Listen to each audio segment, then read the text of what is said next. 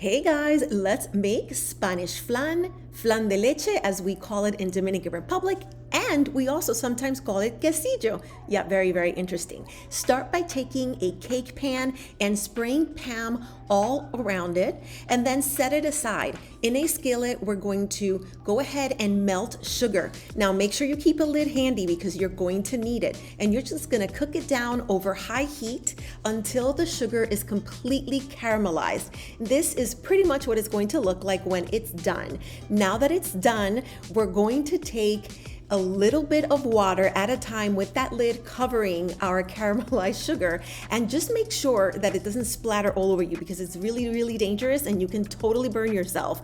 Now you're going to go ahead and just keep stirring it. It's gonna be a little tough at the beginning, but no worries, it's gonna melt all the way through just like it did before. Once it's melted, we're going to take that cake pan that we ended up doing some beautiful pamming on and we're going to take at least half of that mixture and put it in there, and then just give it a whirl, You want to make sure it coats the bottom 100%, and that's it. Put it aside and let it cool down. In a bowl, we're going to put 5 eggs. And now guys, I kind of made a boo-boo, but you'll see it in a little bit. Condensed milk, evaporated milk, and then you're also going to be adding a little bit of vanilla extract and rum. Now I went with Brugal Añejo, which is a Dominican rum that I love. And then this is my boo-boo. I wanted colors that were related to Belky's Twist, and boy was I wrong, I couldn't even whisk it. So I had to switch it over to another bowl that was larger and then finish my business, you see? So here we go. This cake pan is completely cooled down now. You see the sugar is not going anywhere. And then we're going to take our egg mixture and throw it right in there. Beautiful, yes. Next, we're going to go ahead and put it in the oven in a water bath. That's what a water bath is, for 90 minutes at 350. Once we take it out, we're gonna set it aside, let it cool down for an hour or two. Then we're gonna put it in our refrigerator.